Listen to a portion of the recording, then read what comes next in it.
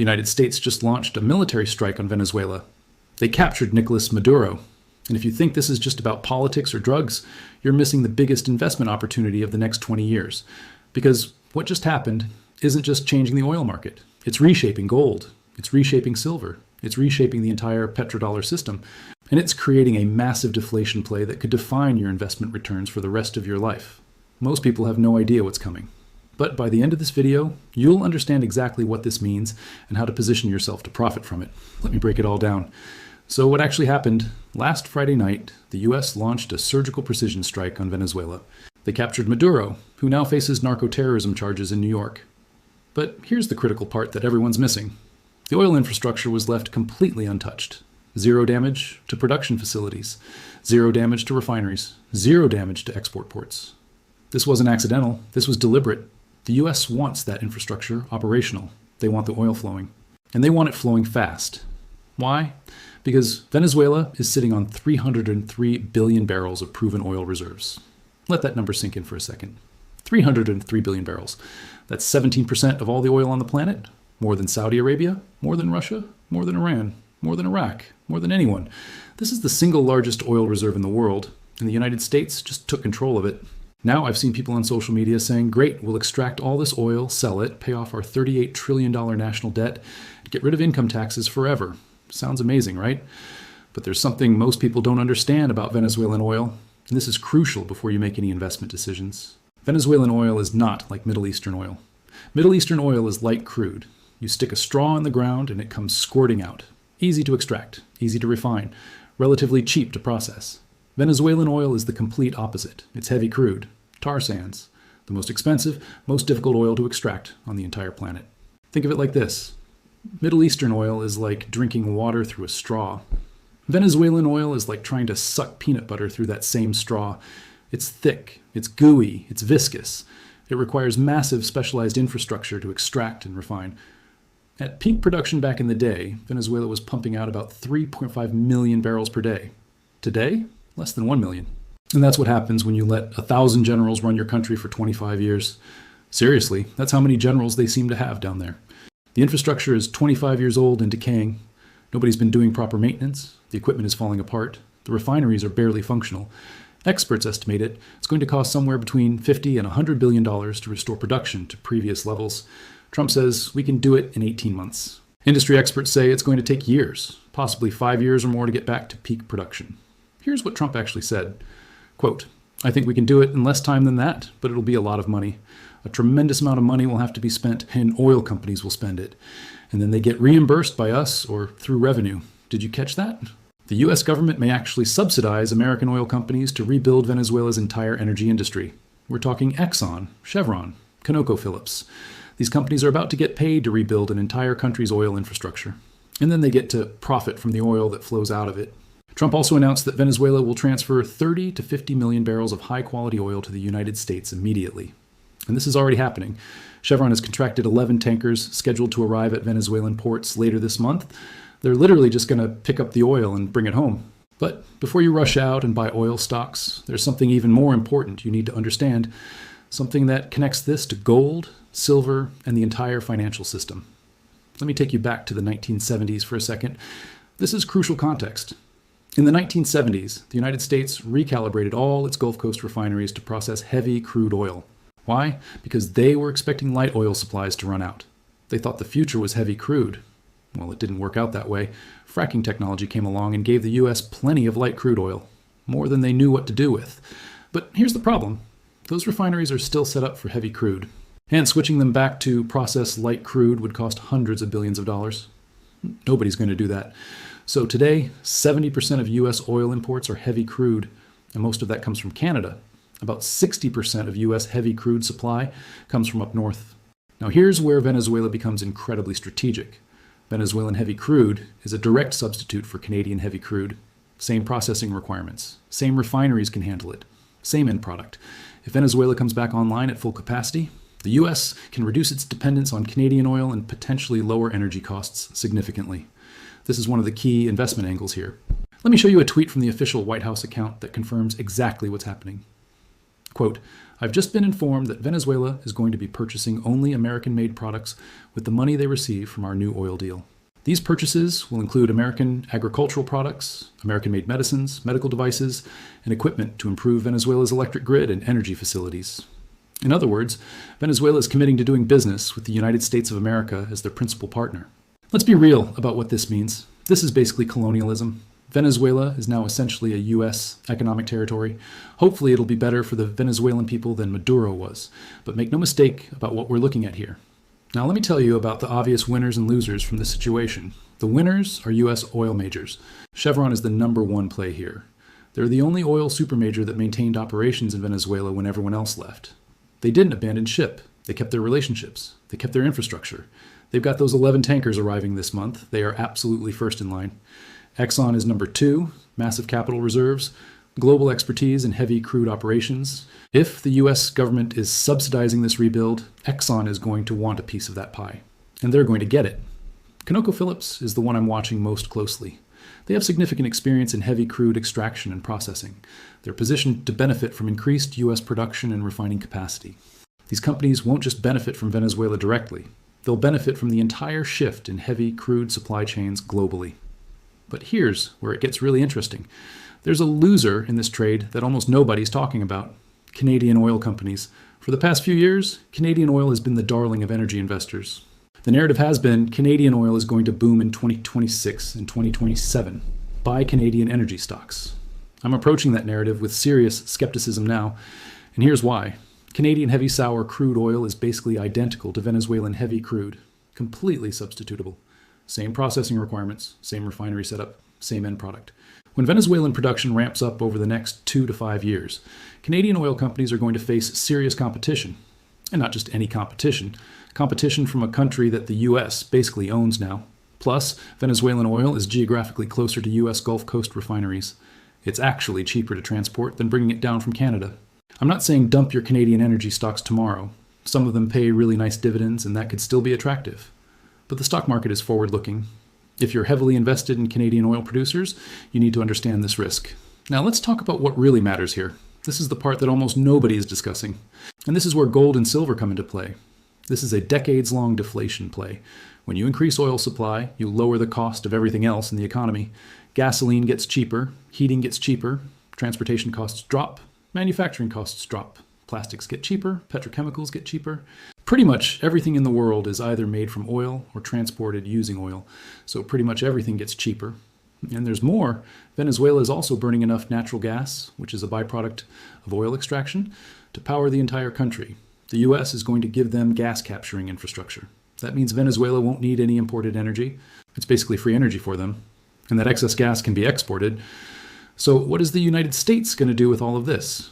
The U.S. has $38 trillion in national debt. They pay over $1 trillion annually just in interest payments. That's more than the entire defense budget. Although Trump just said the defense budget next year should be $1.5 trillion. So that gives you an idea of the scale we're talking about. Here's the plan. And this isn't conspiracy theory. This is confirmed by the biggest bank in the world.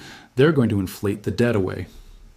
JP Morgan confirmed in their 2026 outlook that policymakers will effectively inflate the debt away by driving inflation higher while keeping real interest rates low. But they have a problem. If inflation gets too high, people get angry, they riot, they vote you out of office. So you need to control the inflation that people actually see and feel. And what do people notice most? Gas prices, energy costs, the stuff they see every time they fill up their car or pay their heating bill. So what do? You flood the market with Venezuelan oil. You keep gas prices stable or even push them lower. The average person thinks inflation is under control because their gas is cheap. Meanwhile, the real inflation, the inflation in asset prices like stocks, real estate, gold, that goes through the roof. But most people don't notice that. They're not checking the S&P 500 every day. They're checking gas prices. We've seen this playbook before. After World War II, U.S. debt was 106% of GDP. By 1974, it was down to just 23%. How did they do it? They didn't pay it off. They inflated it away. The Federal Reserve kept bond interest rates at 2.5%. Meanwhile, inflation was running at 6.5%. So investors holding government bonds were losing 4% per year in real purchasing power. Over 20 years, they lost 55% of their money in real terms. Savers lost, retirees lost, bondholders lost. Who won? The government won because their debt became worth less, and asset owners won because their assets went up with inflation. That's exactly what's happening again right now. And Venezuela just accelerated the timeline. So how do you position yourself on the winning side of this trade? First, and most importantly, gold. Central banks around the world have been buying over 1,000 tons of gold annually since 2022. That's double the average of the previous decade. Double. Why the sudden rush into gold? Because of what happened in 2022. When the US froze Russian assets after the Ukraine invasion, every central bank in the world had a wake-up call. They realized that whatever they hold in US dollars or US government bonds can be frozen or seized instantly. With the click of a button, decades of savings can be locked away. Maybe you think it was right to freeze Russian assets. That's a separate debate, but you have to understand how every other country in the world reacted. They looked at their own reserves and thought, we have most of our stuff in US debt and gold stored in New York. What if they do that to us someday? So they started buying gold, physical gold they can hold in their own vaults in their own countries. Venezuela was part of this movement. They joined BRICS, they moved away from the dollar. China became their largest oil buyer. And now the US controls their oil completely. They're literally just taking it. What's the message to every other country watching this? Buy more gold. Get your assets out of anything the US can seize. Gold has now overtaken the US dollar as the leading reserve asset for foreign central banks. This trend is accelerating. It's not slowing down. Now let's talk about silver, because silver might be even more interesting than gold right now. China just implemented export controls on silver. It's getting harder to bring silver out of China. Meanwhile, industrial demand is exploding. Solar panels need silver, electronics need silver, AI infrastructure needs silver, electric vehicles need silver, and the paper market is starting to break down. COMEX, the exchange that handles paper silver trading, used to have 378 paper claims for every single physical ounce of silver they actually held, 378 to 1. Think about that. If even a small percentage of those paper holders asked for actual physical delivery, the whole system would collapse. When they can't deliver physical metal, the paper price becomes meaningless. The physical price takes over. And right now, the physical price is higher than the paper price. There's been this rumor going around about a massive silver sell-off coming. The Bloomberg Commodity Silver Index is rebalancing and needs to sell a bunch of silver, but here's what the people spreading that rumor don't tell you. Everybody already knows about this rebalancing. It's been public information for weeks. So everybody who wanted to sell has already sold. Everybody who wanted to short has already shorted. When the actual rebalancing happens and the index sells the real silver, all those shorts are going to buy back to close their positions. The selling pressure gets absorbed by covering. For me, silver isn't a trading vehicle. It's not something you flip. It's something you buy, hold, and accumulate, especially on pullbacks. I am personally very bullish on both gold and silver going into the next few years because of this structural demand shift. But there's an even better opportunity that most people are completely missing: mining stocks. Think about the setup here. Gold and silver prices are going up because of central bank demand and supply tightness. That's obviously bullish for gold and silver mining companies. But now add Venezuela to the equation. What happens when oil prices go down because we have more supply? Mining companies benefit even more. Energy is one of the largest costs for any mining operation. You need diesel to run equipment. You need fuel to transport ore. You need energy to process and refine the metals. When energy costs drop, mining profit margins expand. Even if metal prices stayed flat, miners would make more money. But metal prices aren't staying flat. They're going up. So you have higher prices for what they're selling and lower costs for production. That's the perfect storm for mining stocks. Junior gold miners returned 172% in 2025. That's an incredible run. But here's the thing. If you zoom out and look at 2011, these same miners were trading way higher than they are today. We're still below 2011 valuations. Adjusted for inflation, they're actually cheap. With Venezuela creating both higher metal prices and lower energy costs, mining stocks could be one of the best performing sectors over the next several years. But you have to be selective. Not all mining companies are created equal. You want companies with proven reserves, low production costs, strong management teams, and operations in safe jurisdictions. So probably not Venezuelan mining companies. Do your homework on this one. Let me tie everything together and give you the complete playbook. Theme 1 is U.S. oil majors. Companies like Chevron, Exxon, and ConocoPhillips are going to benefit from rebuilding Venezuelan oil infrastructure. They'll get subsidized to do it. They'll get the heavy crude production to fill their refineries. These are long-term positions that pay nice dividends while you wait. Theme 2 is precious metals. Gold and silver is insurance against de-dollarization and currency debasement.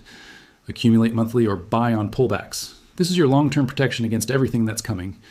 Theme 3 is mining stocks. both major miners and carefully selected junior miners. This is where you get leverage to the precious metals move while also benefiting from lower energy costs. Higher risk, but higher potential reward. Theme 4 is avoid or reduce Canadian oil exposure. There's new competition in town, and the US is obviously going to prefer buying from a country they control. Understand the risk if you're holding Canadian energy stocks. Theme 5 is deflation beneficiaries. Companies in manufacturing, transportation, logistics, and chemicals will all have lower input costs from cheaper oil. Their margins expand. The timeline matters here because people have unrealistic expectations. Short term, over the next few months, we'll see that initial 30 to 50 million barrel transfer to the US. Chevron picks it up. This won't move global oil markets significantly. It's a symbolic first step. 6 to 18 months from now, we'll get real clarity on what Venezuelan infrastructure actually looks like, how much investment is needed, how long the rebuild takes, whether it stabilizes politically. This is the wait-and-see phase. Medium term, over 2 to 3 years, production actually starts ramping up. More oil flows out of Venezuela. Mining stocks really start benefiting from lower energy costs. This is when the investment themes start playing out in full. Long term, over 3 to 5 years, Venezuela potentially gets back to 3 million barrels per day. That puts real pressure on global oil prices. Deflation flows through the economy. Precious metals continue reflecting de-dollarization. Here's the bottom line, and I need you to really hear this. The government is going to inflate away the value of your dollars to reduce the national debt. This isn't my opinion. JP Morgan, the biggest bank in the world, confirmed it in their official 2026 outlook. It's policy. Asset owners win in this environment. Cash holders lose. It's that simple. If you're living paycheck to paycheck, holding your savings in cash, thinking Social Security will take care of you someday, you're going to have a very difficult next decade. Your purchasing power will steadily erode. You'll be able to buy cheap plastic stuff and fast food because they want to keep you calm. But you won't be able to afford assets. If you're in stocks, real estate, commodities, precious metals, you come out of this smelling like roses. Your assets inflate along with everything else. Your wealth grows in real terms. Venezuela just accelerated this whole timeline. The de-dollarization, the controlled inflation, the wealth transfer from savers to asset owners. The question isn't whether this is happening. It's already happening. The question is, which side of the fence are you going to be on? If you found this valuable, hit that like button. Subscribe to the channel if you haven't already. And drop a comment below with your take. Are you bullish on gold and silver after seeing this? What's your price target? Share this video with someone who needs to hear this information before it's too late.